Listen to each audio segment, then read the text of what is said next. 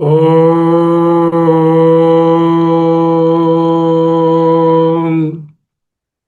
శ్రీ గురుభ్యో నమః. ఛాందోగ్యోపనిషత్తు సమీక్షలు, అందులో 3వ అధ్యాయం స్వామీజీ బోధన ముగించారు. వారికి అనేక ప్రణామములు. ఆ 3వ అధ్యాయంలో 19 ఖండాలు ఉన్నాయి. 17 ఖండాలను మనం సమీక్ష చేసుకుని ఉన్నాము. ఈనాడు 18వ ఖండాన్ని సమీక్ష చేస్తాం. యథాతథంగా భాష్యాన్ని ఫాలో చేయము కాబట్టి పుస్తకాన్ని యథాతథంగా చూడాల్సిన అవసరం లేదు. మంత్రాల వరకు చూసుకోవచ్చు. నేను ఇప్పుడు షేర్ చేస్తాను. మంత్రాలు కూడా కనిపిస్తాయి మీకు, చూడండి. 17వ ఖండంలో మనము జీవితాన్నే ఒక యజ్ఞంగా ఎలా నడపాలి అనే విషయాన్ని దీక్ష, ఉపసత్, ఆ తర్వాత ఏమోనో స్తవనము, శంషత్, 5 రకాలైనటువంటి సల్లక్షణాలు, అహింస ఇత్యాదులన్నీ బోధించి జీవితాన్ని మనకు ఒక యజ్ఞంగా తీర్చిదిద్దారు. ఆ తరువాత అష్టాదశ ఖండంలో 18వ ఖండంలో 18, 19 రెండు కంటిన్యూషనే. జస్ట్ లైక్ 16, 17 ఎలా కంటిన్యూషన్, ఈ రెండు కూడా. ఇక్కడ మళ్ళీ బ్రహ్మ ఉపాసన.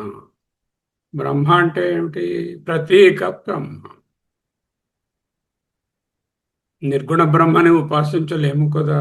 ఎందుకు? నిర్గుణ బ్రహ్మ మీరే కదా. అంచేత నిర్గుణ బ్రహ్మ ఉపాసన ఉండదు. సగుణ బ్రహ్మనే ప్రతీక ఉపాసన చేస్తున్నారు. ఇంతకుముందు చూసినట్లుగా ఆలయానికి వెళతారు. వినాయక స్వామి ఆలయంలో అభిషేకం చేయిస్తారు. అక్కడ ఒక విగ్రహం ఉంటుంది, దానికి నమస్కారం చేస్తారు, ఇలా గుంజీలు తీస్తారు. ఏమిటి అక్కడ చేసేది? ప్రతీక ఉపాసన. అక్కడ బ్రహ్మ కనపడదు, ప్రతీక కనిపిస్తుంది. విఘ్నేశ్వర స్వామి విగ్రహం రూపంగా ప్రతీకగా బ్రహ్మ కనిపిస్తుంది. ఆ ప్రతీకయే భగవంతుడని, ఆ ప్రతీక మీద ఆ భగవంతుని యొక్క భావాన్ని ఆవాహన చేసి ప్రతీకోపాసన చేస్తాం.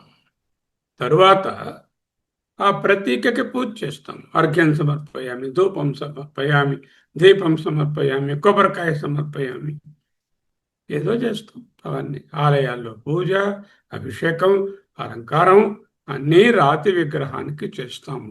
అయ్యో ఇది రాయి, దీనికి పూజలు ఎందుకు అని భావించం. ఎందుకు? ఆ రాతి విగ్రహమే భగవంతుడుగా ప్రతీకగా ఉపాసన చేస్తుంది.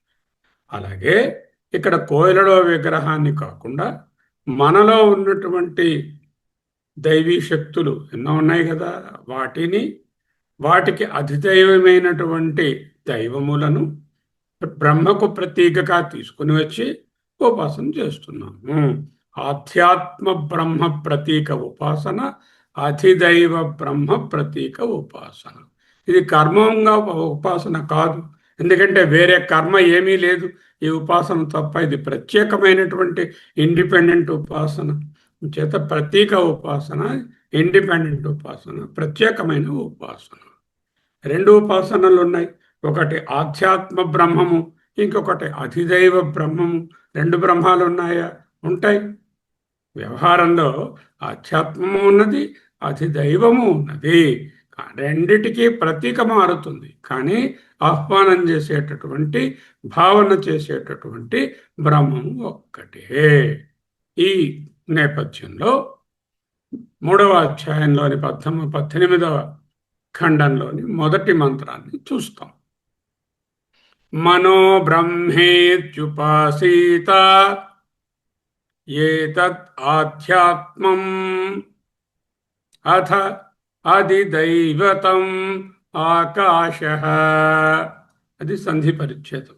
ఉపాసీత ఏతత్, ఉపాసీతేతత్ అధ్యాత్మం, అతిదైవతం ఆకాశః. మనః, మనసు, బ్రహ్మ ఇది, బ్రహ్మని ఉపాసీత, ఉపాసించు. ఏతత్ ఉపాసీత, ఏతత్ ఉపాసీచేతత్ అధ్యాత్మం. దిస్ ఈజ్ అధ్యాత్మం, మీన్స్ బాడీ. ఇది శరీరం, శరీర ఇంద్రియ సంఘాతం బియ్యమై అథ, అంతేకాదయ్యా, ఇన్ అడిషన్ అధిదైవతం అంటే అధిదైవత రూపంలో ఉన్నటువంటి దైవీ శక్తులు ఆకాశ, ఆకాశమని ఉపాసించు. ఆకాశం స్పేసు ఖాళీ, దాన్ని ఎలాగ ఉపాసించడం? ఉపాసనకు ఒక ఆలంబనం కావాలి. వచ్చే ఖండంలో ఆకాశం అంటే సూర్యుడిని పెట్టుకో. ఆకాశంలో జుమణి ఏదైతే నిత్యము ఆకాశానికి ప్రకాశమానంగా వెలుగుతున్నటువంటి సూర్యుడిని ఆకాశానికి సంకేతంగా పెట్టుకో అంటూ 19వ ఖండంలో సూర్యోపాసనగా చెప్పబోతున్నారు. ఓకే. బ్రహ్మేత్యుభయం ఆదిష్టం, బ్రహ్మ ఇది ఉభయం. ఉభయం అంటే రెండు. ఏమిటి రెండు? ఆధ్యాత్మము, అధిదైవము. మనః మనసు, ఆధ్యాత్మము, ఆకాశము, అధిదైవము. ఇట్లు బ్రహ్మ ఇతి ఉభయం ఆదిష్టం. ఈ విధముగా వీటిని భావించి భవతి అధ్యాత్మం చ అధిదైవం చ రెస్పెక్టివ్లీ మనః ఈజ్ ది అధ్యాత్మం, ఆకాశ ఈజ్ ది అధిదైవం. For what?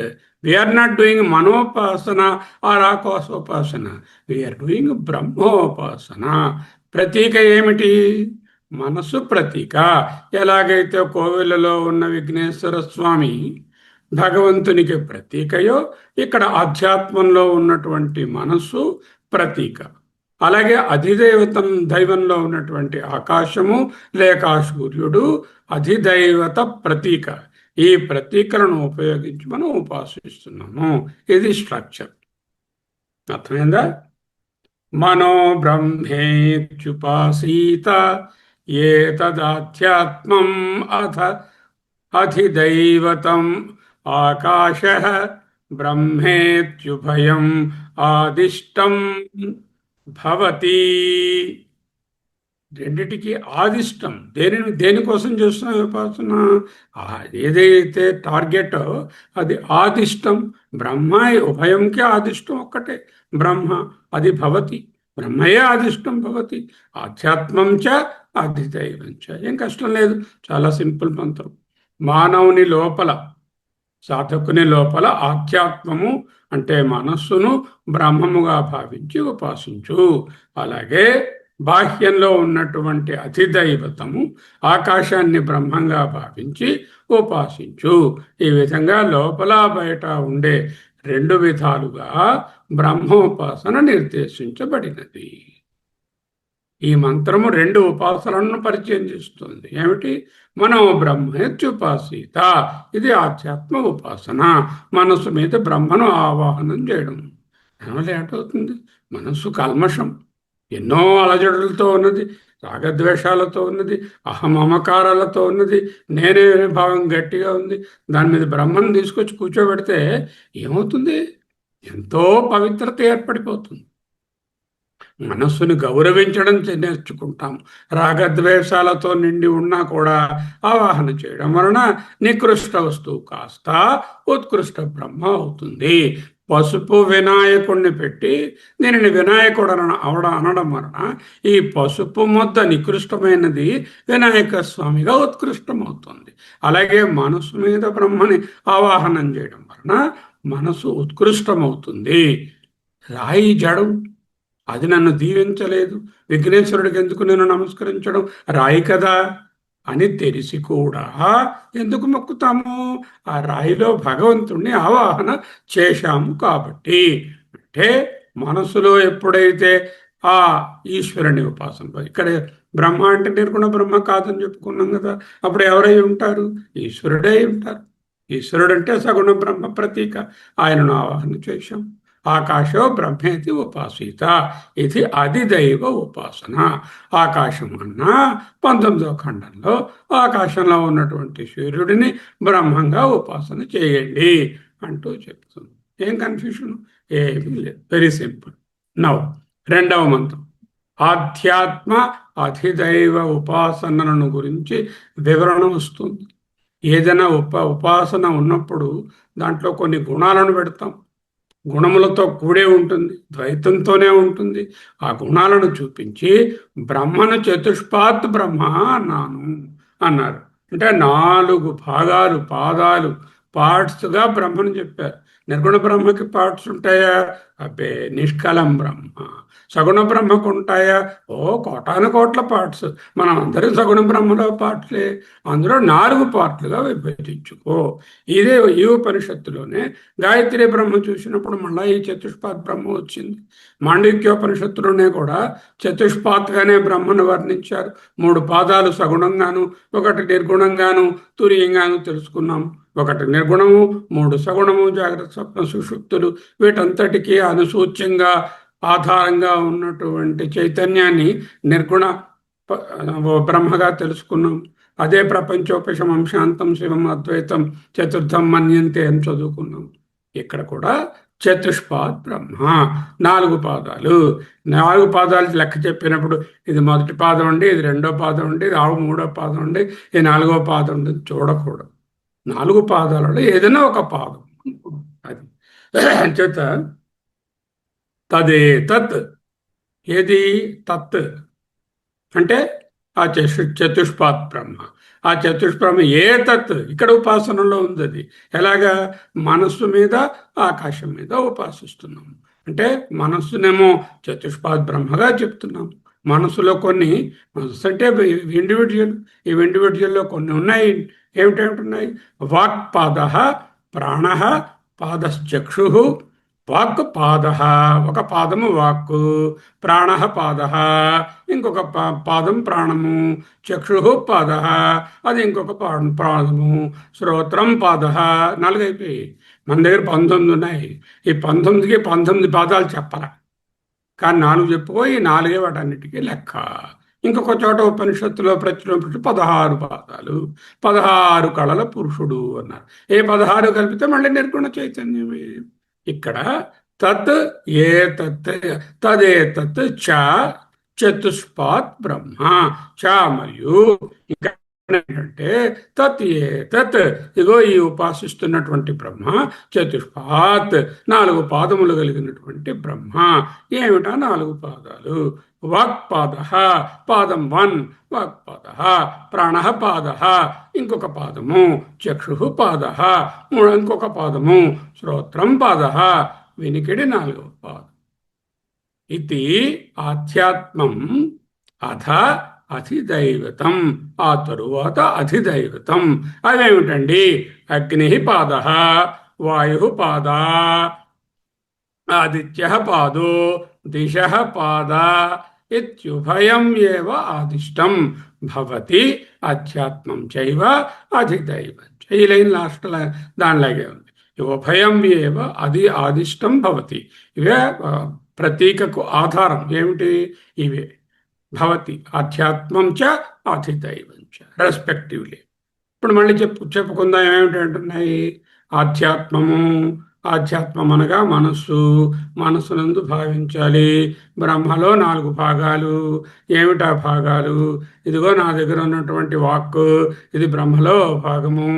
నాలోనున్న ప్రాణశక్తి, ఇది ఒక భాగము. చూపు అనే శక్తి, దృష్టి, అది ఇంకొక భాగము. వినికిడి అనే శక్తి. శ్రోత్రం అంటే ఈ చెవని కాదు. స్తోత్రం అంటే ఆ వినికిడి శక్తి ఉంది కదా, ఆధ్యాత్మ శక్తి, అదొక పాదము. ఇది ఆధ్యాత్మం. ఇవన్నీ కలిపితే ఆధ్యాత్మం ఇన్ ద బిఎంఐ. అథాటు పిమ్మట అధిదైవతం.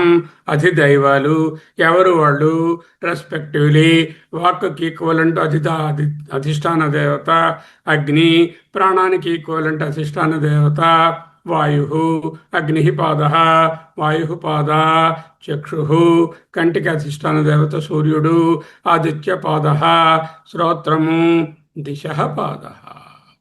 దిశలంటే స్పేస్ మాట, దిక్కులు అంటే స్పేస్, అంటే స్పేస్ ఉపాసన కదా, అంచేత దిశ పాద అంటూ చెప్పారు. అంటే అధిదైవతంలో ఆకాశమన్నా, ఆకాశంలో అగ్ని, వాయువు, ఆదిత్యుడు, దశ దిక్కులు అనేటటువంటి విభాగాలుగా 4 పాదాలుగా చతుష్పాద్ బ్రహ్మగా ఉపాసించండి. ఇది ఈ విధముగా ఉభయం 2 రకములైన ఉపాసనలు ఏవా అవే ఆదిష్టం భవతి. ఇవే అక్కడ ఆధారం.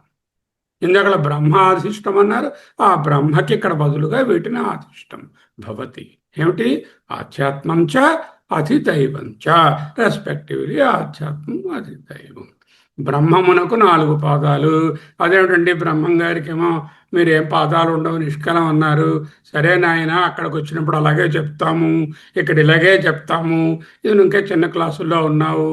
6వ ఖండంకి వచ్చిన తర్వాత బ్రహ్మకి ఇంకా పాదాలు చెప్పము. 3వ ఖండంలో చిన్న బుజ్జిబాబు కాబట్టి 4 పాదాలు ఉన్నాయి. ఓకే.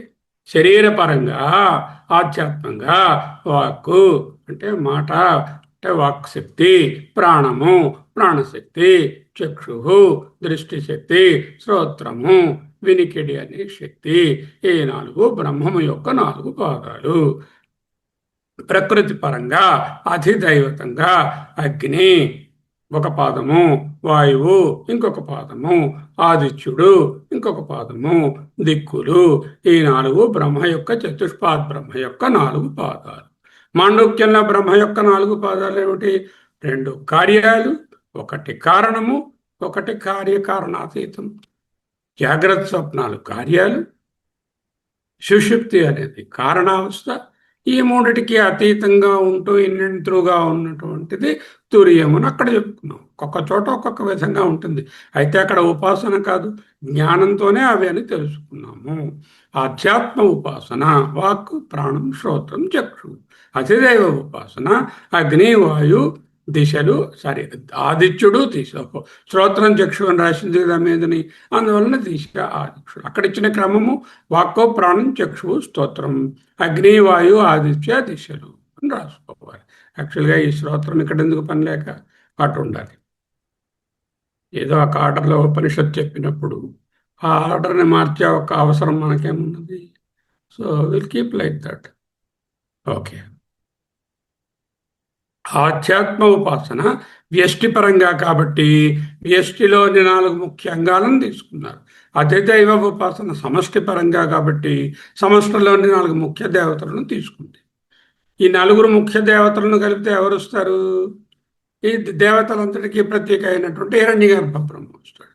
వ్యష్టిలో ఉన్నటువంటి ఈ అంగాలన్నీ కలిపితే ఎవడొస్తారు? అక్కడ మళ్ళీ ఆ ఈశ్వరుడే వస్తాడు. వ్యష్టి యొక్క సమష్టి వ్యష్టి యొక్క కలగలిపే కదా. వ్యష్టి పరంగా ఉన్న అంగాలకు సమష్టి పరంగా ఉన్న దేవతలు అధిష్టాన దేవతలని ప్రతి ఉపనిషత్తులను తెలుసుకుంటూనే ఉన్నాము. అంటే వాక్కుకి అగ్ని, ప్రాణానికి వాయువు, చక్షుకి ఆదిత్యుడు, శ్రోత్రానికి దిశలు అంటూ ఎన్నోసార్లు తెలుసుకున్నాం. ఓకే. నౌ 3వ మంత్రం. వాగేవ బ్రహ్మణ చతుర్థ పాద సో అగ్నినా జ్యోతిషా భాతి చ తపతి చ భాతి చ తపతి చ కీర్త్యా యశసా బ్రహ్మవర్చసేన ఏవం వేద. ఎవడైతే ఏవం ఈ విధముగా వేద అంటే ఉపాసిస్తాడో తెలుసుకుంటాడో అని కాదు. ఏవం వేద అంటే ఈ విధంగా ఉపాసిస్తాడో. వాగేవ బ్రహ్మణ చతుర్థ పాద. 4 పాదాల్లో బ్రహ్మగారి 4 పాదాల్లో వాక్కు ఒక పాదము అధ్యాత్మంలో. సహ అగ్నినా జ్యోతిషా భాతి. అతడు అగ్నినా అగ్ని చేత, జ్యోతిష వెలుగు చేత. 2 ఉంటాయి అగ్నిలో. అగ్నిలో ఒకటి ప్రకాశము, ఒకటి వేడిమి. భాతి అంటే ప్రకాశిస్తాడు, తపతి అంటే వెలుగుతాడు. అగ్నికి వెలుగు ఉంటుంది, వేడిమి ఉంటుంది. భాతి అంటే వెలుగు, తపతి అంటే ప్రకాశము. చ భాతి చ తపతి చ 2 సార్లు. చ కీర్త్యా యశస బ్రహ్మవర్చసేన. బ్రహ్మ యొక్క ఒక పాదమైన ఒకటవానక్కర్లా, ఒక పాదం. ఎందుకంటే ఏ పాదం ఏదో మనం ఇక్కడ డిస్టింగ్విష్ చేయటంలా. మొదటి పాదము 2 ఒక పాదమైన వాక్కు బాహ్య ప్రపంచంలోని అగ్ని అనే వెలుగు ద్వారా ప్రకాశిస్తుంది. ఇక్కడ వాక్కు అక్కడ అధిదైవమైన అగ్నికి ఈక్వేట్ చేస్తున్నాం. ఈ రహస్యాన్ని తెలుసుకొని ఉపాసించేవాడు కీర్తితో, యశస్సుతో, ఆధ్యాత్మిక తేజస్సుతో, బ్రహ్మవర్చస్సుతో వెలిగిపోతాడు. వాగేవ బ్రహ్మణ చతుర్థ పాద సహ అగ్నినా అంటే అగ్ని అనేటటువంటి వెలుగు ద్వారా వెలుగుద్ది, అగ్నినా అనుంది తృతీయ విభక్తి. జ్యోతిష అంటే కాంతి చేత, కాంతి ద్వారా. భాతి చ తపతి, భాతి చ తపతి చ కీర్త్యా యశస బ్రహ్మవర్చసేన. తర్వాత ఇంకేముంది? అగ్ని తర్వాత ఏం రావాలి? వాక్కు తర్వాత ప్రాణం రావాలి. ప్రాణ ఏవ బ్రహ్మణ చతుర్థ పాద. ప్రాణమే బ్రహ్మ యొక్క చతుర్థ పాదము, అంటే ఒక పాదము. స వాయునా, వాయువు చేత. జ్యోతిష కాంతి చేత. భాతి తపతి చ, తపతి చ, భాతి చ తపతి చ. భాతి తపతి అన్నిటికీ కారణమే. అంటే ప్రకాశిస్తూ ఉంటాడు, వెలుగొందుతూ ఉంటాడు, ఇతరులకు తన తాలూకా వెలుగును పంచుతూ ఉంటాడు. భాతిచ తపతిచ. మళ్ళీ ప్రయోజనం ఏమిటి? ఫలము. కీర్త్యా యశస బ్రహ్మవర్చసేన ఏవం వేద. ఇక్కడి నుంచి ఏమీ తేడా లేదు, ప్రతి మంత్రం ఒకలాగే ఉంది. ఇవన్నీ ఆ మొదటిదే ప్రాణ, ప్రాణయేవ బ్రహ్మణ చతుర్థ పాద. 4 పాదాల్లో ఒక పాదము ప్రాణము. ఎక్కడ? ఆధ్యాత్మంలో. సహా అతడు వాయునా, అధిదైవంలో వాయువు కదా. ప్రాణం అంటే వాయువుతో సమానం. ప్రాణశక్తి వాయుశక్తి. మీరు చూస్తున్నారు, అది లోపలికి గాలి బయటకు వెళ్ళొస్తేనే ప్రాణం అంటున్నాం. వాయునా జ్యోతిష, అక్కడ కూడా మళ్ళా ప్రకాశం ఉన్నది. వాయువుకు ప్రకాశం ఏమిటంటే మరి ప్రాణంతో ఉంటేనే మీరు ప్రకాశిస్తున్నారు. భాతి చ తపతి, భాతి చ తపతి 2 మార్లు ఆదరార్థం, గౌరవార్థం. చ కీర్త్యా యశస బ్రహ్మవర్చనేన ఏవం. బ్రహ్మ యొక్క ఇంకొక పాదమైనటువంటి ప్రాణము బాహ్య ప్రపంచంలో గాలి అనేటటువంటి అధిదైవ శక్తి ద్వారా ప్రకాశిస్తుంది, చైతన్యం అవుతుంది. ఇక్కడ ప్రకాశము అంటే ఇలా ట్యూబ్లైట్లా వెలగడం కాదు, తెలియరావడం, చైతన్యమే అవుతుంది. ఈ సత్యాన్ని గ్రహించి ఉపాసించేవాడు కీర్తి యశస్సు బ్రహ్మవర్చులను పొందుతాడు. ఓకే, బాగుంది. చక్షురేవ భ్రమణ చతుర్థ పాద. చక్షు అంటే దృష్టి, ఈ దృష్టి ఇంకొక పాదము. సహా అది ఆదిత్యేనా, మళ్ళీ తృతీయ విభక్తి. ఆదిత్యుని ద్వారా. జ్యోతిష భాతి చ తపతి చ కీర్త్యా యశస బ్రహ్మవర్చసేన ఏవం వేద. సేమ్ బ్రహ్మ యొక్క 3వ పాదమైన కన్ను లేక దృష్టి బాహ్య ప్రపంచంలోని అధిదైవతమైనటువంటి ఆదిత్యుని ద్వారా శక్తిని పొందుతుంది. ఈ విధంగా ధ్యానించే ఉపాసకుడు కీర్తిని, యశస్సుని, బ్రహ్మవర్చస్సుని పొందుతాడు. ఇక్కడ ఒక సూక్ష్మం ఉన్నది. అధిదైవాన్ని, అధ్యాత్మాన్ని కలిపి ఉపాసించడంలో నాలో నుండేటటువంటి ప్రాణశక్తి బయట ఉండే వాయుదేవుని యొక్క శక్తికి ఏమాత్రం వ్యత్యాసం లేదు అనే ఏకీభావం కలుగుతుంది. అలాగే నాలో నుండేటటువంటి చూచే శక్తికి, వెలుగుకి, ఆదిత్యునికి ఏ విధమైన వ్యత్యాసము లేదు. మీరు చూడండి, పెద్ద చక్రాల్లో ఎంతంత చారడేసి కన్నులున్నాయి, కానీ అంధకారం ఉన్నది, వెలుగు లేదు. ఏమైనా చూడగలరా? ప్రయత్నం చేయండి, చూడలేదు. గాఢాంధకారంలో ఎంత పెద్ద కళ్ళున్నవాడైనా, ఎంత క్రిస్టల్ క్లియర్ మీడియా ఉన్నవాడైనా దీన్ని చూడలేడు. ఎందుకు? ఆ పర్టికులర్ దైవం తాలూకా అనుగ్రహం ఉంటేనే ఈ ఇంద్రియం పనిచేస్తుంది. అలాగే వాక్ అనేటటువంటిది, అగ్ని అనేటటువంటి శక్తి ఉంటేనే వాక్ వస్తుంది. అలాగే వాయువు అనేటటువంటి దైవం శక్తి ఉంటేనే ప్రాణం నిలుస్తుంది. సో రెండింటి సార్లు వ్యష్టి సమష్టి వేరు కావు అంటూ మాటి మాటికి మనకు జ్ఞాపకం చేస్తూ ఉంటారు. శ్రోత్రమేవా, పినికిడియే. ఈ చెవుని కాదు శ్రోత్రం అంటే, వినికిడియే బ్రహ్మణ, బ్రహ్మ యొక్క చతుర్థ పాద. ఇంకొక పాదం, అన్ని చతుర్థ పాద అనే ఉంది. చతుర్థ పాదం అంటే 4వ పాదం నుండి 4 సార్లు 4వ పాదం చెప్పారు అనకూడదు. చతుర్థ పాద అంటే 4లో పాదం తీసుకోండి. సహా దిగ్భి, దిశల ద్వారా. దిగ్భి అంటే అది తృతీయ విభక్తిలో ఉంది. దిగ్భి దిశల మూలంగా ప్లూరల్లో ఉంది కదా, దిక్కులు, దిక్కుల ద్వారా. జ్యోతిషా భాతి చ తపతి చ భాతి చ తపతి చ కీర్త్యా యశస బ్రహ్మవర్చసేన ఏవం వేద. ఏమీ కష్టం లేదు. బ్రహ్మ యొక్క 4వ పాదమైన వెనికిడి, శ్రోత్రము, బాహ్య ప్రపంచంలోని దిక్కుల ద్వారా, అంటే ఆకాశం ద్వారా, అంటే వినాలి అంటే ఏం కావాలి? శబ్దం ఉండాలి. శబ్దానికి ఆకాశం శబ్ద గుణకం. ఆకాశం అంటే ఏమిటి? దిక్కులంటే ఆకాశం. ఇక్కడ దిక్కులోని ఎక్కడొచ్చినా ఉపనిషత్తులో స్పేస్ లేక ఆకాశం అనేది తీసుకోండి. దిక్కులంటే ఉత్తర దిక్కండి, పడమర దిక్కండి, తూర్పు దిక్కండి. ఇక్కడ మనం నిలబడితే ఉత్తర దిక్కు, కొంచెం మీదకెళ్ళి చూడండి, ఇది ఎది ఉత్తరము ఎది తూర్పు ఎలా తెలుస్తుంది?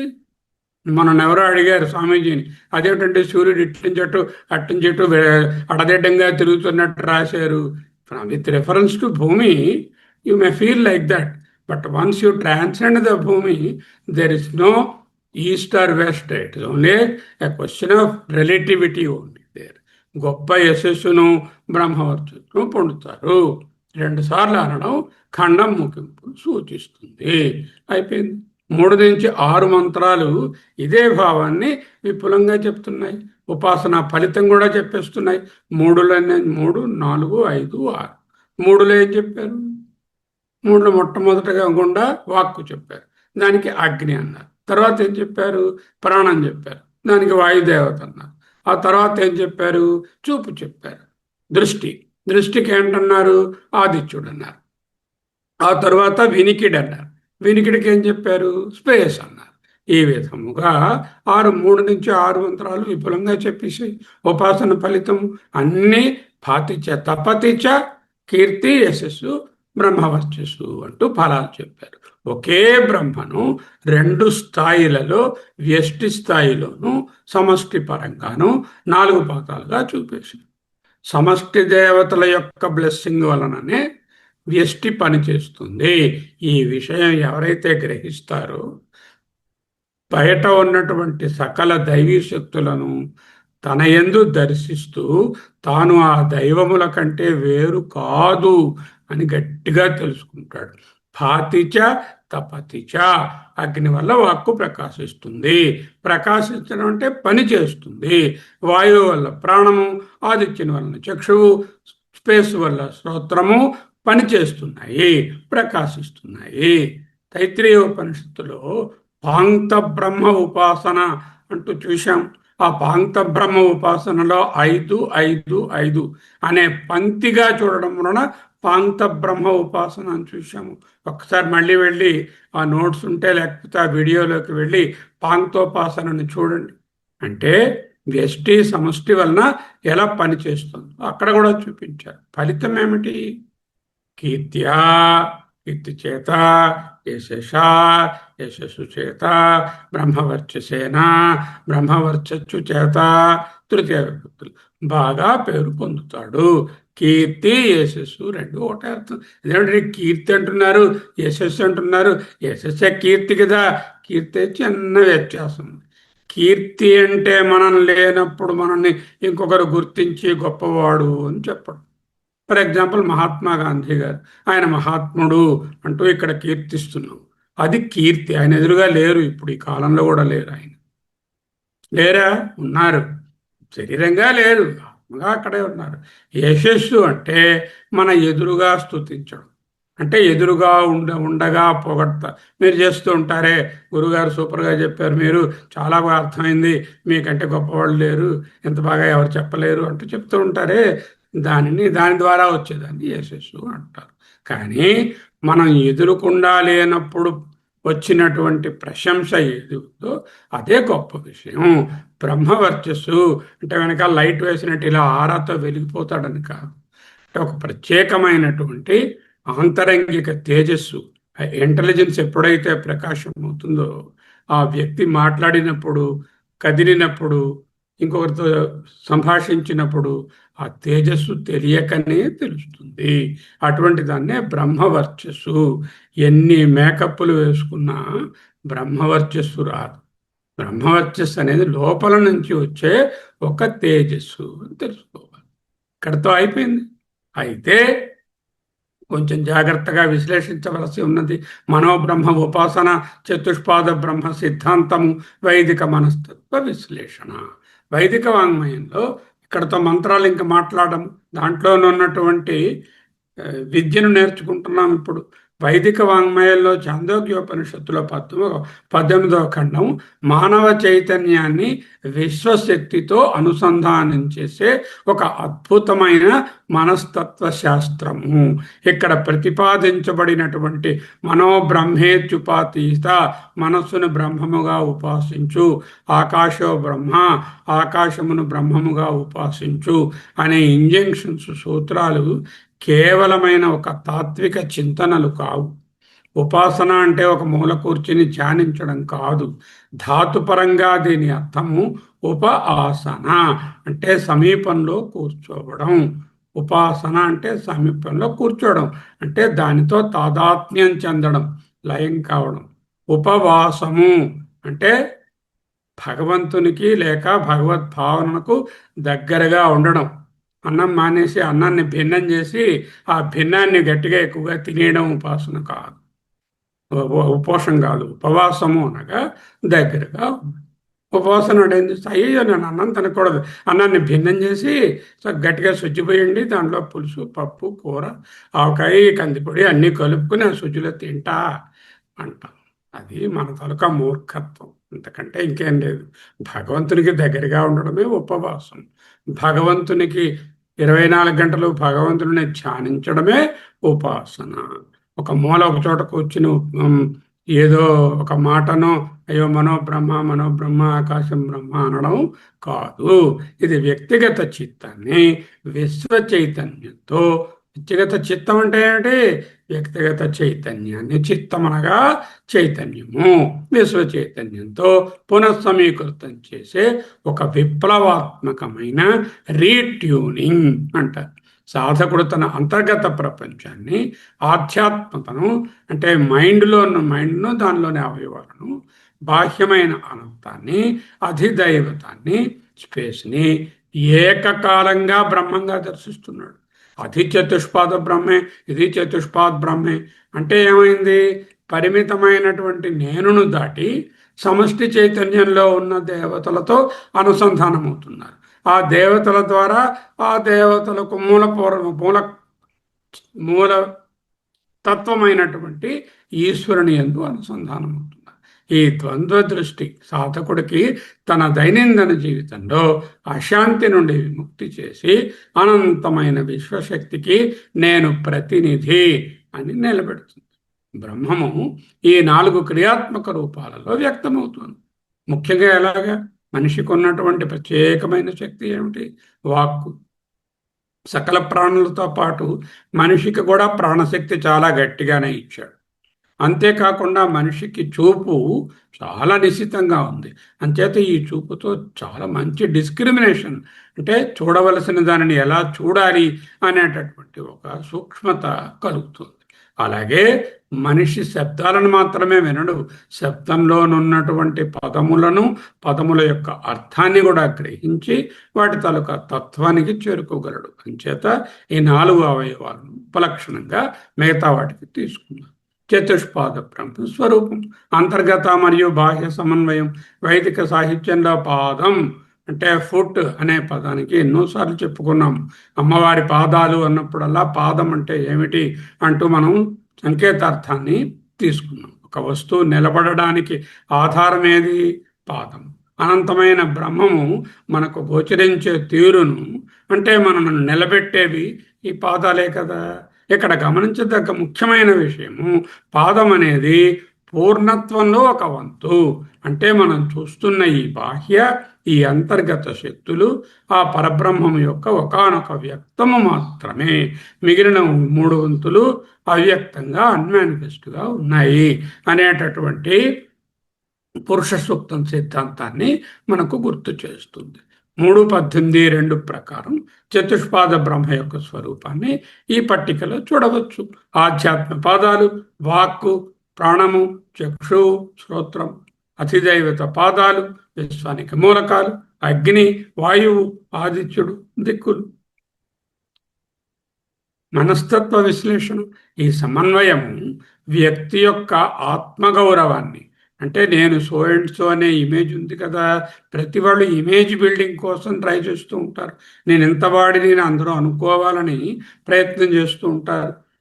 ఏదో విధంగా విద్యాపరంగానో, ధన పరంగానో, రూపపరంగానో, కుటుంబ పరంగానో, ఇంకొక విధంగానో సెల్ఫ్ ఇమేజ్ డెవలప్ చేస్తూ ఉంటారు. ఆ ఇమేజ్ ఇప్పుడు పడిపోతుంది. ఎందుకు? నేను విశ్వం కంటే నేను వేరే లేను, విశ్వంలో నేను ఒక భాగము అని ఎప్పుడైతే తెలుసుకుంటాడో, తన ఇంద్రియాలను కేవలం భౌతిక అవయవాలు కాకుండా విశ్వ దైవతా శక్తుల యొక్క మూలకాలుగా, అంశాలుగా గుర్తించినప్పుడు ఇంద్రియ నిగ్రహము, చిత్తశుద్ధి సహజంగానే ఏర్పడతాయి. తాను ఒక ఒంటరి జీవిని కాదు. ముఖ్యంగా అది నేను వ్యష్టిగా చూసుకుంటే చాలా లిమిటెడ్, పరిచ్ఛిన్నుడు, నాకు ఏది సహాయం లేదు అనుకుంటారు. జాగ్రత్తగా ఆలోచించండి. మీరు ఒంటరిగా కూర్చున్నప్పుడు మీరు ఒంటరివారా, లేక సకల దైవీ శక్తుల సహాయం మీకు ఉందా? గాలి పీలుస్తున్నారు అంటే వాయుశక్తి మీ దగ్గరే ఉన్నది, వేడిమి ఉన్నది, అగ్ని దగ్గర మీ దగ్గరే ఉన్నది, మీలో మ్యాటర్ ఉన్నది. మ్యాటర్ అంటే పృథివీ. మీలో రకరకాలైనటువంటి స్పేసెస్ ఉన్నాయి. ఈ స్పేస్ అంటే ఆకాశము. అంటే సకల దైవీ శక్తుల స్వరూపమైన మీరు ఎప్పటికీ ఒంటరి వారు కారు. ఈవెన్ వ్యష్టిగా, లిమిటెడ్గా, కండిషన్డ్గా, వస్తువుగా మిమ్మల్ని మీరు చూచుకున్నప్పుడు కూడా విశ్వములోని భాగస్వాములే అంటూ తెలుస్తుంది. జాగ్రత్తగా ఆలోచిస్తుంది. ప్రథమ పాదము వాక్కు అగ్ని. వాక్ అంటే కేవలం బే అని శబ్దం కాదు. లోపలనున్న సంకల్పాన్ని ఒక ఒక ఒక ఉన్నతమైన శక్తిగా మార్చే ప్రక్రియ. ఇప్పుడు నేను మాట్లాడుతున్నాను, ఇది కేవల శబ్దం కాదు. మస్తిష్కంలో ఉన్నటువంటి రకరకములైనటువంటి అండర్స్టాండింగ్లను ఒక చక్కని భాషగా మీకు అందించగలుగుతున్నాను. దాని పేరే వాక్కు. ఇది ఎవరికి ఉన్నది? ఒక్క మానవునికే ఈ వాక్ శక్తి కలదు. మిగతా కూడా శబ్దం చేస్తాయి, కానీ ఇంత విశిష్టంగా, ఇంత స్ఫుటంగా ఆలోచనను పైకి చెప్పే అవకాశం వాటికి లేదు. ఈ ప్రక్రియలో 3:18 ప్రకారం వాక్కు అగ్నితో అనుసంధానమైంది. ఎందుకు అగ్నితో చెప్తారు వాక్కుని? అగ్ని చీకటిని తొలగిస్తుంది, భాతి వెలుగుతుంది. వాక్కు కూడా అజ్ఞానాన్ని ఛేదిస్తుంది. అజ్ఞానం అనేది, నేను వాక్ అంటే ఇక్కడ శృతి అని కూడా అర్థం. అంటే ఈ వాక్కుల ద్వారా నేను శృతిని కూడా తెలుసుకుంటున్నాను, బోధిస్తున్నాను. అంచేత అజ్ఞానాన్ని ఛేదిస్తుంది. జ్యోతి మరియు తాపము. తపతి ప్రకాశము, తపము. ఒకటేమో ప్రకాశిస్తున్నాడు అన్నారు, ఇంకొకటి తపతి అన్నారు. భాతి తపతి. అగ్నినా జ్యోతిష భాతి చ తపతి. వాక్ అనే అగ్ని అనే వెలుగుతో ప్రకాశిస్తుంది, భాతి అండ్ తపిస్తుంది, తపతి. తపన అంటే ఏమిటి? సమాజంలో మార్పును తెచ్చే వేడి. మీ వాక్శక్తి మనకి అధ్యయన భారతిలో ఎంతోమంది గురువులు బోధిస్తున్నారు. వాళ్ళ యొక్క వాక్శక్తి మనలో మార్పును తీసుకొస్తుంది. ప్రాయోగిక ఫలితాలు. వాక్కుని అగ్నిస్వరూపంగా భావించి ఉపాసించే వ్యక్తికి కీర్తి అంటే సత్యవాక్కు ద్వారా సామాజిక గుర్తింపు, యశస్సు, మాటలోని శక్తి ద్వారా సాధించే విజయవంతమైన నాయకత్వం. కీర్తి అంటే పరోక్షం, యశస్సు అంటే ప్రత్యక్షం. బ్రహ్మవర్చస్సు, వాక్చాతుర్యం, మాటలలో కనిపించే ఆధ్యాత్మికమైనటువంటి తేజస్సు, ఒక ఆర్ద్రత, ఒక ప్రేమ, ఒక అవ్యాజమైనటువంటి ఒక అనురాగం, సత్యమైన ప్రేమైన మాటలను పలకడం ద్వారా ఒక వ్యక్తి సామాజిక రంగాలలోనూ, వృత్తిపరమైన రంగాలలోనూ దైవిక ప్రకాశాన్ని పొందకనే పొందుతాడు, చెప్పకనే ఆయన ప్రకాశిస్తాడు. అదే బ్రహ్మవర్చస్సు. ద్వితీయ పాదం ప్రాణము మరియు వాయువు. ప్రాణశక్తి శరీరానికి మరియు వాయువునకు మధ్య వారధి. ఈ బాడీగా నిలబడాలి, అది శరీరం అని చైతన్యంతో ఉండాలి అంటే ప్రాణం, చైతన్యం ఉన్నది. ఆ చైతన్యం ప్రకటము కావాలంటే ప్రాణం ఉండాలి. ప్రాణాన్ని విశ్వవ్యాప్తమైన వాయువుతో అనుసంధానిస్తుంది. మన అంతర్గత శ్వాస, బాహ్య ప్రపంచంలోని వాయువు ఒకే సత్యాన్ని 2 రూపాలు. ఒక రూపమేమి? ప్రాణాయామ రహస్యం. శ్వాసను నియంత్రించడం అంటే గాలిని కేవలం పీల్చడం కాదు, విశ్వంలోని ప్రాణశక్తిని తన అధీనంలోకి తెచ్చుకోవడం. ఈ స్పృహ ఉన్నప్పుడు చిత్తప్రసాదం, మెంటల్ క్లారిటీ సిద్ధించి జ్ఞానప్రసాదేన విశుద్ధ సత్వం అన్నట్టుగా శారీరక శక్తి మరింత ద్విగుణీకృతం అవుతుంది. వైదిక విశ్లేషణ. ఈ ఉపాసన వల్ల కలిగే బ్రహ్మవర్చస్సు ఇక్కడ అంతర్గత శాంతిగా మరియు అచంచలమైనటువంటి ఓర్పుగా వ్యక్తమవుతుంది. ఈ ప్రాణమే సహించే శక్తి. ఎవరికి ప్రాణశక్తి గట్టిగా ఉంటుందో వాళ్ళకు ఓర్మి కూడా గట్టిగా ఉంటుంది. ప్రాణం వీక్గా ఉంటే ఓర్మి ఉండదు, సహించే శక్తి ఉండదు. ప్రాణము మరియు వాయువు యొక్క ఏకత్వాన్ని గ్రహించిన వాడు ప్రతికూల పరిస్థితులలో కూడా వణికిపోకుండా చలించని మనోధైర్యాన్ని, రెజిలియన్స్ని, ఓర్మిని, క్షమను కలిగి ఉంటాడు. తృతీయ పాదం చక్షువు మరియు ఆదిత్యుడు. దృష్టి అనేది జ్ఞాన సముపార్జనకు ప్రధాన ద్వారం. ఊహించండి, మనకు దృష్టి కానీ లేకుండా ఉంటే ఇన్ని పుస్తకాలను మనం చదవగలమా, ఇన్ని అధ్యయనాలను చేయగలమా? చాలా లిమిట్ అయిపోతుంది. అంటే జ్ఞాన సముపార్జనకు అటు లౌకిక జ్ఞానం కానివ్వండి, ఇటు ఆధ్యాత్మిక జ్ఞానం కానివ్వండి, జ్ఞాన సముపార్జనకు దృష్టి అనేది ఒక ప్రధాన సాధనము. ఇక్కడ దృష్టి అంటే ఉండి చూడడం అనే కాదు. Here the speech is 4 types. 2 types of speech are motor and 2 types of sensory. Motor speech 1, vaku and writing. Sensory speech 1, hearing and seeing. వినడము, చూడడం. 4 speeches are there. But speech is something which you use to express yourself outside with the world, to interact. How do you do that? 1, with your drishti. 2, with your vinikidi. 3, with your speech of vak. And 4, with your written speech. Spoken speech, written speech. And then what is written you read, that is drishti. What is spoken you hear, that is another speech. Therefore, they are not different. Those 4 are the same. ఇక్కడ చక్షువు, అక్కడ ముందు వాక్కు అని చెప్పడంలో వాళ్ళ ఉద్దేశం ఈ 4 స్పీచ్లను cover చేస్తున్నారు. జ్ఞాన దీప్తి అంటే it is a cognitive diet. మనం దేనిని చూస్తామో అది చిత్తవృత్తిగా మారుతుంది. దృష్టిని సూర్యకాంతిగా భావిస్తే సాధకుడు చూపును పవిత్రం చేసుకుంటాడు. ఇది భౌతికమైన వీక్షణం కాదు, సత్యాసత్యాలను వివేచించే ఇన్నర్ ఐ వారి జ్ఞాన నేత్రం, యశస్సు మరియు ప్రకాశం. ఇటువంటి దివ్య దృష్టి కలిగినటువంటి వ్యక్తికి ఇదే దివ్య దృష్టి. దివ్యం దదామి తే తే తే దృష్టి అంటే నీకు దివ్యమైన దృష్టి ఇస్తాను. భగవంతుడు అంటే దివ్య దృష్టి అంటే ఏమీ లేదు. వ్యష్టిభావాన్ని వదిలేసి సమష్టిని, విరాట్ని చూడవయ్యా, అదే దివ్య దృష్టి. నువ్వు వ్యష్టిభావంలో ఉంటే నువ్వు అర్జునుడు, ఆయన భీష్ముడు, నువ్వు చంపేస్తావు, ఆయన చచ్చిపోతాడు, నీ బాణాలు పవర్ఫుల్, ఆయన ఎందుకు పనికిరాని వాడు అనే భావంలో నువ్వు ఉన్నావు. అదే ఒక్కసారి నువ్వు సమష్టికి ఎదిగితే ఆ సమష్టిలో ఆ భీష్ముడు నీవు కలిసే షేక్ హ్యాండ్ చేసుకుని అక్కడే ఉన్నారు. అదే దివ్య దృష్టి నాయకత్వ రూపంలో ఉంది. సూర్యుని వలె స్పష్టమైన విషన్ అంటే 4 sight అంటాం కదా, 4 vision ఉంటుంది. ఇతరులకు మార్గదర్శనం చేసేటటువంటి సామర్థ్యం, బౌద్ధికమైన తేజస్సు, దానినే బ్రహ్మవర్చస్సుగా పేర్కొంది. చతుర్థ పాదంలో శ్రోత్రము, దిక్కులు. శ్రవణ శక్తి అనేది మన యొక్క సెన్సరీ స్పీచ్, అది దాన్ని రిసెప్టివిటీని చూపిస్తుంది. 3:18-6లో శ్రోత్రాన్ని అనంతమైన దిక్కులతో అనుసంధానం చేస్తుంది. జ్ఞానం ఒక దిక్కు నుంచి రాదు కదా, అన్ని దిక్కుల నుంచి ప్రవహిస్తుంది. సమగ్ర గ్రహణ శక్తి, యాక్టివ్ రిసెప్టివ్ ఇంటెలిజెన్స్, సత్యాన్ని అన్ని వైపుల నుండి స్వీకరించే మనస్తత్వం వస్తుంది. కేవలం ఒకరు చెప్పేటటువంటిదే సత్యం అనుకోకుండా బ్రాడ్ మైండ్గా అన్ని వైపుల నుంచి వచ్చేటటువంటి ఇన్ఫర్మేషన్ని కలెక్ట్ చేసుకొని ఓపెన్నెస్తో దాంతో ట్రాన్స్ఫర్మ్ అవ్వడమే సమగ్ర గ్రహణ శక్తి. దిక్కులను తన చెవులుగా భావించే వ్యక్తి సంకుచిత భావాలకు తావు ఇవ్వడు. ఏవం వేద, ఇది తెలిసినవాడు అంటే ఉపాసించినవాడు. ఓం ఆదిత్యుడే బ్రహ్మ, మనసే బ్రహ్మ అని కాదు.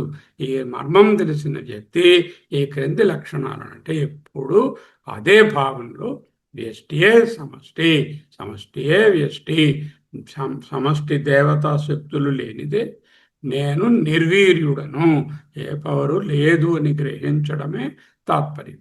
సకల దిక్కుల నుండి సమాచారాన్ని సేకరించి సత్యాన్ని గ్రహించి సరైన నిర్ణయాలు తీసుకునే వివేకం.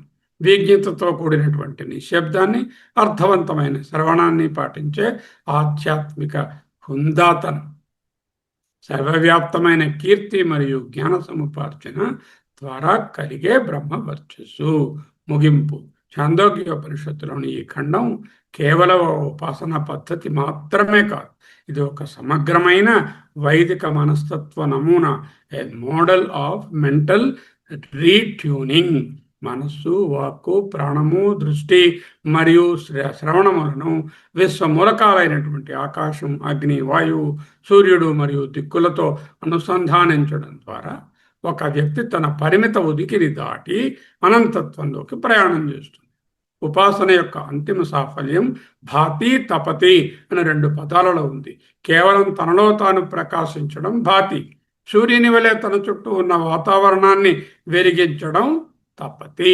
ఆధ్యాత్మిక బౌద్ధిక తేజస్సుతో బ్రహ్మవర్చస్సుతో పునీతం చేస్తూ పరివర్తన చెందిస్తాడు. ఏదైనా కొంచెం జ్ఞానం తెలుసుకున్నవాడు ఏం చేస్తాడు? తనలో తాను ఆ జ్ఞానాన్ని చక్కగా ఇముడ్చుకోవడమే కాకుండా ఆ జ్ఞానాన్ని ఇతరులకు కూడా పంచి ఏం చేస్తాడు? భాతి తపతి. తపతి అంటే వాళ్ళని మండబెడతాడండి అని కాదు, తప్పింపజేస్తాడు అంటే పునీతం చేస్తాడు. Transforms others also. తన వాక్కుతో సమాజాన్ని మేల్కొల్పుతూ, తన ప్రాణశక్తితో పర్యావరణాన్ని ప్రభావితం చేస్తూ, తన దృష్టితో సత్యాన్ని ఆవిష్కరిస్తూ పరిపూర్ణమైన మానవుడుగా ఎదగడమే చతుష్పాద బ్రహ్మ సిద్ధాంతం యొక్క పరమార్థం. ఓం తత్ సత్. ఆత్మ బ్రహ్మోపాసన లేక చతుష్పాద బ్రహ్మోపాసన. వైదిక మనస్తత్వ శాస్త్రం ఛాందోగ్యోపనిషత్తు 3:18 మానవ చైతన్యాన్ని విశ్వశక్తితో అనుసంధానించే అంతర్గత ప్రయాణం. భౌతిక ప్రతీక తీసుకుంటాం, కోవెలకి పోతాం, భగవంతుని ఆవాహన చేసి పూజిస్తాం. రాతి మీద జడమైన రాయిని ఉత్కృష్టమైన దేవతగా తీర్చిదిద్దుకుని పూజిస్తాం. అది ప్రతీక ఉపాసనే చేస్తున్నాం. ఇక్కడ ఏమి ప్రతీక?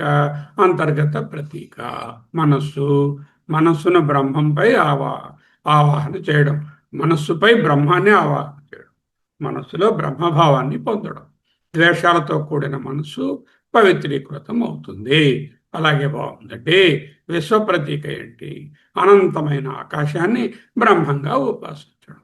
అనంతమైన మనస్సు ఎంత అనంతమైనదంటే ఆకాశం అంత అనంతమైనది. ఎందుకు? ఇప్పుడు ఉన్నటువంటి ఆలోచన ఒక్క సెకండ్ కొన్ని వేల మైళ్ళ దూరం వెళ్ళిపోగలదు. మనోవేగం అన్నారు. అందుకే అనంతమైన ఆకాశాన్ని బ్రహ్మంగా ఉపాసించడం. పరిమితమైన అహము విశ్వవ్యాప్తం అవడానికి అంతర్గత మనస్సును విశ్వప్రతీక అయిన ఆకాశంగా భావించి ఈ రెండింటినీ బ్రహ్మాన్ని ఆవాహన చేయడమే ఇక్కడ ఉపాసన ప్రతీకగా మారుతుంది. కానీ బ్రహ్మతత్వం ఒకటే. ఇక్కడ కూడా ఆలంబనము చేరేటటువంటి ఉపాసన గమ్యము బ్రహ్మమే. ఇక్కడ కూడా బ్రహ్మమే. 2 ప్రతీకలు వాడుతున్నాము. మనస్సు అనే ఒక ప్రతీకను, ఆకాశం అనే ఒక ప్రతీకను విశ్వశక్తికి ప్రతినిధిగా నిలబెడుతుంది. బాగుందండి. ఆధ్యాత్మ దృష్టి, అంతర్గత ప్రపంచం వ్యష్టి, అధిదైవత దృష్టి అనంతమైన సమష్టి, బాహ్యమైనది. మనో బ్రహ్మేత్యుపాసీత, వ్యక్తిగత చిత్తము, అంతర్గత అవయవాలు మరియు శక్తులు. ఆకాశో బ్రహ్మేత్యుపాసీత, విశ్వచైతన్యము, సమష్టి మూలకాలు, దైవీ శక్తులు. ఇవి అధిదైవత దృష్టి, ఇది ఆధ్యాత్మ దృష్టి. ఉభయం ఆదిష్టం భవతి ఆధ్యాత్మ్యం చ అధిదైవం చ. ఈ 2 ఒకటి ఆధ్యాత్మము, ఒకటి అధిదైవము అంటూ 18:1 చెప్పారు. అంతేకాకుండా సరే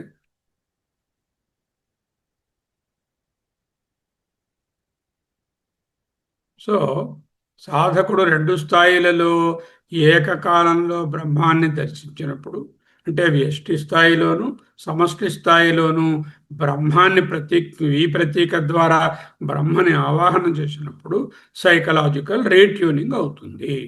మనకు బ్రహ్మయందు 4 పాదాలు చెప్తున్నారు. ఒక పాదము అంటే వ్యక్త రూపము, అవ్యక్త రూపము ఇంక చాలా ఉన్నది. 3 పాదములు పైన ఉన్నాయి, ఒక పాదమే వ్యక్తము అంటూ మనం నేర్చుకున్నాము. ఈ పాదంలో మళ్ళీ 4 భాగాలుగా చెప్తున్నాం. ప్రథమ పాదము వాక్, అధ్యాత్మము, అధిదైవము అగ్ని. ద్వితీయ పాదము ప్రాణము, అధిదైవము వాయువు. తృతీయ పాదము అధ్యాత్మము చక్షువు, అధిదైవము ఆదిత్యుడు. చతుర్థ పాదము అధ్యాత్మము శ్రోత్రము, అధిదైవము దిక్కులు అంటే స్పేస్. తాను ఒంటరి జీవిని కాదనే స్పృహ, తనలోని ప్రతి శక్తికి విశ్వవ్యాప్తమైన మూలకమైన దైవీ శక్తులు ఉన్నాయి అనే అవగాహన మనిషిని ఒక విశ్వ భాగస్వామిగా, a partner in the universal scheme of things ఉన్నట్టుగా తీర్చిదిద్దుతుంది. మొదట ఏం చెప్పారు? ఫస్ట్ ఉపాసన వాగేవ బ్రహ్మ, వాక్యే బ్రహ్మ. చతుర్థ పాద సహ అతడు, అగ్నినా అగ్ని ద్వారా, జ్యోతిష వెలుగు ద్వారా, భాతి చ తపతి. వాక్ అనేది కేవలం శబ్దం కాదు, సంకల్పాన్ని భౌతిక శక్తిగా మార్చే ప్రక్రియ. అగ్ని ఎలాగైతే చీకటిని తొలగిస్తుందో, సరి అయిన వాక్కు అజ్ఞానాన్ని ఛేదిస్తుంది. సత్యమైన మరియు ప్రేమైన మాటను పలకడం ద్వారా వృత్తిపరమైన రంగాలలో నాయకత్వము, యశస్సు లభిస్తాయి. ద్వితీయ పాదం ప్రాణయేవ బ్రహ్మణ. చతుర్థ పాద స వాయునా జ్యోతిష డాష్ డాష్ డాష్. ఇందాకలాగే వాయునా జ్యోతిష భాతి తపతి. కీర్తి వర్చస్సు బ్రహ్మ, కీర్తి యశస్సు బ్రహ్మ వర్చస్సు. ప్రాణశక్తి అంతర్గత శ్వాస, శరీరానికి మనసుకు మధ్య ఉన్నటువంటి వారధి. ప్రాణాయామ రహస్యం శ్వాస నియంత్రణ ద్వారా విశ్వ ప్రాణశక్తిని అనుసంధానం చేస్తున్నాం. వాయువు అంటే విశ్వవ్యాప్తమైన బహిప్రాణశక్తి. చిత్త ప్రసాదం ప్రతికూల పరిస్థితులలో కూడా అన్షేకబుల్గా చలించని మనోధైర్యాన్ని, రెసిలియన్స్ని కలిగి ఉండడమే మంచి ప్రాణశక్తిని కలిగి ఉండడము. అచంచలమైన ఓర్పు, క్షమ, తితిక్షను కలిగిస్తుంది. తృతీయ పాదం చక్షు, ఆదిత్యుడు జ్ఞానదీప్తి. చక్షురేవ బ్రహ్మణ. చతుర్థ పాద స ఆదిత్యేన, ఆదిత్యుని ద్వారా, జ్యోతిష వెలుగు ద్వారా, భాతి తపతి, కీర్తి యశస్సు బ్రహ్మవర్చసం ఫలితాలు. చక్షు అంటే మనం దేనిని చూస్తామో అదే మన చిత్తవృత్తి అవుతుంది. కేవలం భౌతిక వీక్షణం కాదు, వివేకాన్ని ఇచ్చే జ్ఞాననేత్రం. ఆదిత్యుడు సకల లోకాలకు మూలశక్తిని, వెలుగును ప్రకాశించే జ్ఞానప్రదాత. సూర్యుని వలె స్పష్టమైనటువంటి విషన్ కలిగి ఇతరులకు మార్గదర్శకం చేయగలిగే బౌద్ధికమైన తేజస్సు ఈ ఆదిత్యుని ప్రతీకగా, చక్షుని ప్రతీకగా బ్రహ్మ ఉపాసన చేయడు. అలాగే చతుర్థ పాదం శ్రోత్రము, దిక్కులు, సమగ్ర గ్రహణ శక్తి. శ్రోత్రమేవ బ్రహ్మణ. చతుర్థ పాద స దిగ్భి. ఆ దిక్కుల ద్వారా జ్యోతిష తపతి భాతి. మళ్ళీ ఇందాకలాగే దిక్కులు, శ్రోత్రము, జ్ఞానము ఏ ఒక్క దిశ నుంచి రాదు, అన్ని దిక్కుల నుండి ప్రవహిస్తుంది. సత్యాన్ని అన్ని వైపుల నుండి స్వీకరించే మనస్తత్వం. ఆల్ వ్యూ పాయింట్స్ని ఈక్వల్గా తీసుకోవడం. సంకుచిత భావాలకు తావివ్వకుండా విశాల దృక్పథం. విశాల దృక్పథం అంటే ఏమిటి? వినదగును ఎవరు చెప్పినా వినినంతనే వేగపడక వివరింపదగున్ కని కల్లా నిజము తెలిసిన మనుజుడిపో నీతిపరుడు. అదే విశాల దృక్పథం. ఏవం వేద విజ్ఞతతో కూడిన నిశ్శబ్దాన్ని, అర్థవంతమైన శ్రవణాన్ని పాటించే ఆధ్యాత్మిక హుందాతనం. విశ్వయంత్రాంగం సమష్టి ఆశీస్సులతోనే వ్యష్టి యొక్క కార్యక్రమాలు జరుగుతున్నాయి. ఇంద్రియాలు స్వతహాగా పనిచేయవు, సమష్టి దేవతల దీవెనల వలననే వ్యష్టి పనిచేస్తోంది. అగ్ని వల్ల వాక్కు, ఆదిత్యుని వల్ల చక్షువు, సమష్టి దేవతల అధిష్టాన శక్తి. ఆ శక్తి ప్రసరిస్తోంది. వ్యష్టి యొక్క అందరి అంగాలు లేక ఇంద్రియాలు. అందుకే ఇంద్రియాలను కూడా దేవతలు అంటారు. చక్షుషా గృహ్యతే నాపి వాచ నా అన్యైర్దేవై. అన్యై ఇతర దేవై అంటే ఇంద్రియాల ద్వారా కూడా అవుతున్నాం. దేవతలు అంటే ఇంద్రియాలు.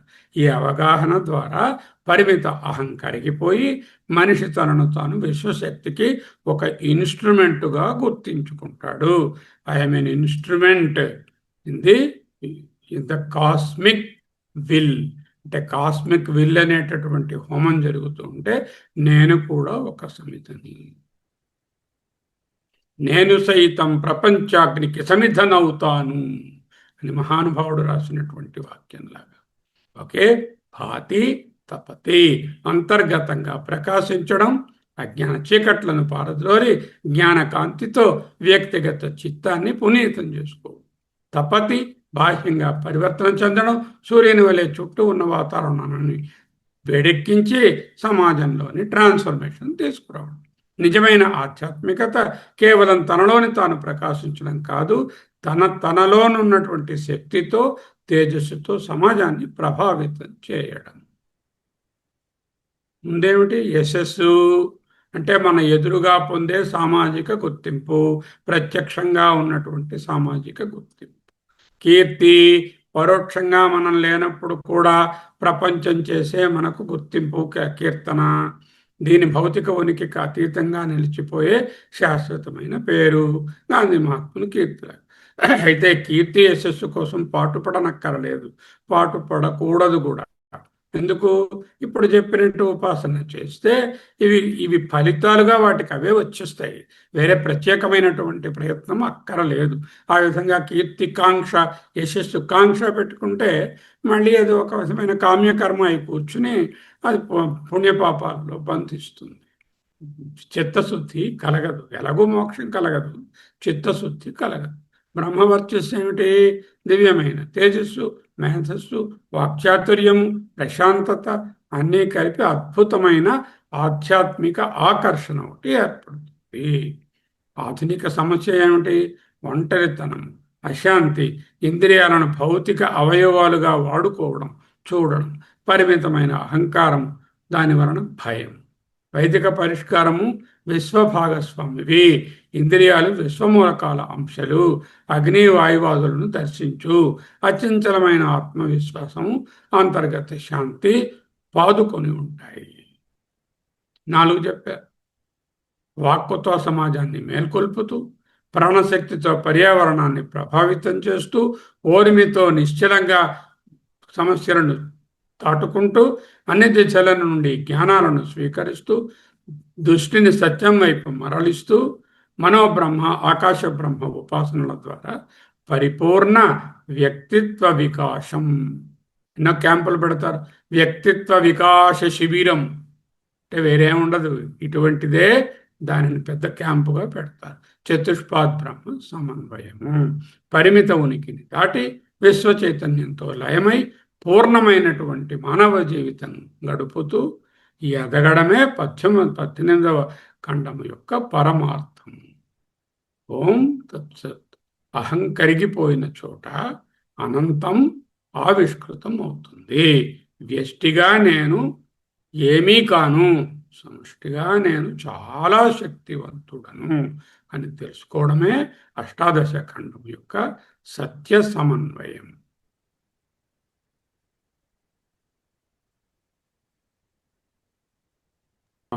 ఈ స్లైడ్ మరొకసారి రివ్యూ చేయదలుచుకున్నాను అందరి కోసం. పరిపూర్ణ వ్యక్తిత్వ వికాసము, చతుష్పాద్ బ్రహ్మ సమన్వయం. ఏమిటా వ్యక్తిత్వ వికాసం? 4 భాగాలుగా విభజించి ఉపాసించండి అన్నారు. వాక్కుతో సమాజాన్ని మేల్కొల్పు, ఉత్తేజపరచు. మాట్లాడే ప్రతి మాట 4 రకాలుగా నువ్వు ఇచ్చే ఇన్పుట్స్, అవుట్పుట్స్ కూడా ఇతరుల అభివృద్ధికి తోడ్పడేటట్టుగా నిన్ను నువ్వు వృద్ధిపరుచుకుంటూ ఉన్నట్టుగా ఉండడమే వాక్కు ఉపాసన.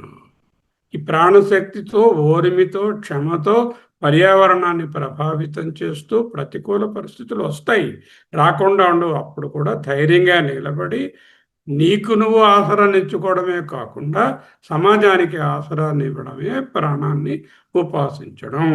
దృష్టి అనేది కేవలం భౌతికంగా వస్తువులను చూడడం కాకుండా వాటిలో సత్య దర్శనం చేయడమే దృష్టి. ఆ సత్యాన్ని దర్శిస్తూ నిన్ను నీవు సరిదిద్దుకుంటూ ఇతరులకు కూడా మార్గదర్శకం కావడమే ఆదిత్యుడు దృష్టి అనేది. ఒక పక్క నుంచే నీకు సత్యం తెలియదు, 4 ప్రక్కల నుంచి, అష్టదిక్కుల నుంచి, సర్వము నుంచి గ్రహిస్తేనే వినదగునెవ్వరు చెప్పినా అనేటటువంటి సూక్తి ద్వారానే నువ్వు సరియైన అవగాహనను పొందగలవు అనేదే దిశల నుండి జ్ఞానాన్ని సెన్సరీ ఇన్పుట్గా తీసుకుని దాన్ని అందరకు మళ్ళీ తిరిగి అందించడాన్ని ఆ శ్రోత్రము లేక దిశలు దిగ్దేవతలు అనేటటువంటి భావనతో ఉపాసన చేస్తుంది. పరిమితమైనటువంటి ఉనికిని దాటి విశ్వ చైతన్యంతో లయమయ్యే పరిపూర్ణమైన కాంపోజిట్ కాంప్రిహెన్సివ్ ఇండివిడ్యువల్గా ఎదగడమే 18వ ఖండం యొక్క పరమార్థం. ఓం తత్సత్. అహం కరగిపోయిన చోట అనంతం ఆవిష్కృతమవుతుంది. 18 ఖండ సత్య సమన్వయం.